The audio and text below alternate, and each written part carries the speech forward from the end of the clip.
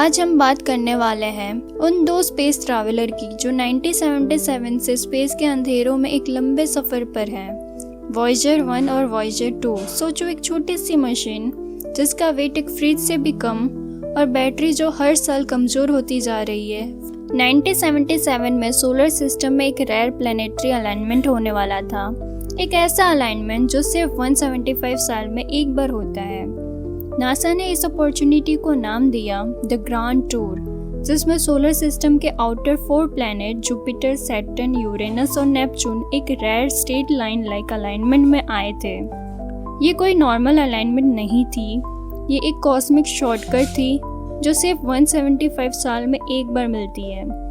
इस rare moment ने एक ग्रेविटेशनल हाईवे बना दिया था, जहां एक स्पेसक्राफ्ट एक प्लैनेट के पास से गुजरते हुए उसकी ग्रेविटी का बूस्ट लेकर नेक्स्ट प्लैनेट तक जंप कर सकता था, बिल्कुल स्लिंगशॉट इफेक्ट की तरह। सोचो, अगर तुम्हें पूरा सोलर सिस्टम एक्सप्लोर करना हो तो क्या एक ही स्पेसक्राफ्ट इनफ होगा?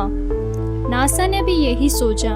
1970s में टेक्नोलॉजी लिमिटेड थी और ये एक वंस इन 175 ईयर अपॉर्चुनिटी थी जब प्लैनेट एक रेयर लाइनअप में थे। अगर एक स्पेसक्राफ्ट फेल हो जाता तो पूरा ग्रैंड टूर मिशन खत्म हो जाता। इसलिए नासा ने डिसाइड किया एक नहीं 2 वॉयेजर भेजने होंगे। दोनों स्पेसक्राफ्ट आइडेंटिकल थे, लेकिन उनके पाथ अलग थे। वॉयेजर 1 जुपिटर और सैटर्न के बाद इंटरस्टेलर डायरेक्शन में निकल जाने वाला था। वॉयेजर 2 जुपिटर और सैटर्न के बाद यूरेनस और नेपच्यून तक जाने के लिए प्लान किया गया था। इस तरह नासा ने इंश्योर किया कि अगर एक स्पेसक्राफ्ट में कुछ गलत हो जाए तो दूसरा बैकअप बनकर पूरा सोलर सिस्टम का डेटा भेज सके। पहले वॉयेजर 2 लॉन्च हुआ 20 अगस्त 1977 और सिर्फ 16 दिन बाद वॉयेजर 1 लॉन्च हुआ 5 सितंबर 1977 को। पर ट्रेजेक्टरी ऐसे सेट की गई थी कि वॉयेजर 1 ने अपने बड़े भाई को कुछ महीने के अंदर ही ओवरटेक कर लिया। मतलब पहले लॉन्च होने के बावजूद वॉयेजर 2 पीछे रह गया और वॉयेजर 1 बन गया फास्टेस्ट ट्रैवलर फ्रॉम अर्थ। और आज दोनों एक यूनिक रिकॉर्ड के मालिक हैं। ये दोनों ही अब तक के ओनली स्पेसक्राफ्ट है जो अभी इंटरस्टेलर स्पेस में हैं, यानी हमारे सोलर सिस्टम से निकलकर सन के इन्फ्लुएंस से बाहर, एक ऐसी जगह जहां ना सनलाइट पहुंचती है ना कोई सिग्नल इजीली मिलता है। वॉयेजर 1 ने अगस्त 2012 में ये इनविजिबल बाउंड्री क्रॉस की और वॉयेजर 2 ने नवंबर 2018 में। आज हम जानते हैं इंटरस्टेलर स्पेस लगभग 18 बिलियन किलोमीटर दूर है सन से, और ये दोनों स्पेसक्राफ्ट अभी भी सिग्नल सेंड करते हैं, बताते हैं कि स्पेस के बाहर का एनवायरनमेंट कैसा है। हर वॉयेजर के साथ एक गोल्डन रिकॉर्ड लगा है, एक गोल्डन फोनोग्राफ डिस्क, एक तरह का टाइम कैप्सूल फॉर यूनिवर्स। इसके कवर पर बना है कॉस्मिक मैप जो 14 पल्सर के थ्रू बताता है कि अर्थ कहाँ है। उस पर इंस्क्राइब है हाइड्रोजन एटम के डायग्राम और एक इंस्ट्रक्शन सिंबल कैसे इस रिकॉर्ड को प्ले करना है। रिकॉर्ड यूरेनियम से प्लेटेड है ताकि कोई भी फ्यूचर सिविलाइजेशन उसके डिके रेट से समझ सके कि यह रिकॉर्ड कब बनाया गया था। इस गोल्डन रिकॉर्ड में है 115 images solar system, human, animal और नेचर के सीन्स। साथ ही रिकॉर्डेड है वेव, थंडर, बर्ड सॉन्ग, सी सर्फ और 55 लैंग्वेज में ग्रीडिंग, प्लस दुनिया भर के फोक और क्लासिकल म्यूजिक के पीसेस। अब जरा इन दोनों स्पेसक्राफ्ट के डिज़ाइन की बात करते हैं। दोनों वॉयेजर 1 और वॉयेजर 2 आइडेंटिकल ट्विन हैं, एकदम सेम बॉडी, सेम ब्रेन। हर एक के पास है एक 3.7 metre wide radio disc antenna, लगभग 12 फीट की। ये डिस्क उनका माउथ है, इसी से वो अपना डेटा, अपनी कहानी अर्थ तक भेजते हैं। सोचो, जब तुम बिलियन ऑफ किलोमीटर दूर स्पेस के खाली वैक्यूम में हो, जहाँ ना हवा है, ना डे ना नाइट, सिर्फ साइलेंस और डार्कनेस, वहाँ एक छोटी सी गलत डायरेक्शन भी मतलब अर्थ से कनेक्शन खत्म। इसीलिए वॉयेजर स्पेसक्राफ्ट के पास है 60 टाइनी थ्रस्टर, यानी छोटे छोटे रॉकेट नोजल्स जो इनके बॉडी को रोटेट करते हैं ताकि उनका रेडियो एंटीना हमेशा अर्थ की तरफ पॉइंट करे। ये थ्रस्टर चलते हैं हाइड्रोजन फ्यूल से, एक स्पेशल रॉकेट फ्यूल जो इन्हें डायरेक्शन कंट्रोल करने में मदद करते हैं। लेकिन इनका प्राइमरी पावर सोर्स कुछ और ही है।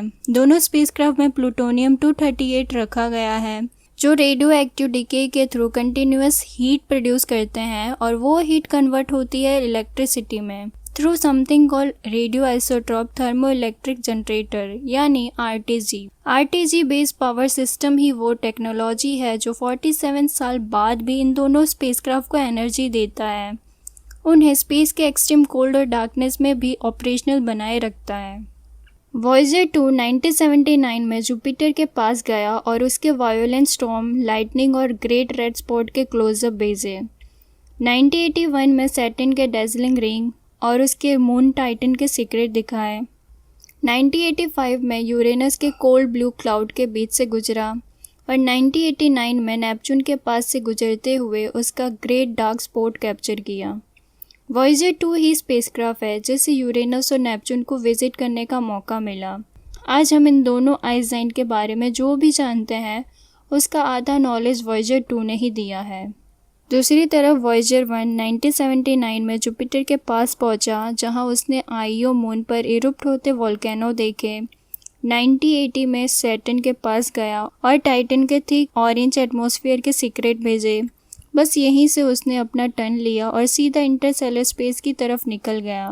फिर 1998 में वॉयेजर 1 ने पियोनियर 10 को भी क्रॉस कर लिया और बन गया अर्थ का सबसे दूर वाला आर्टिफिशियल ऑब्जेक्ट।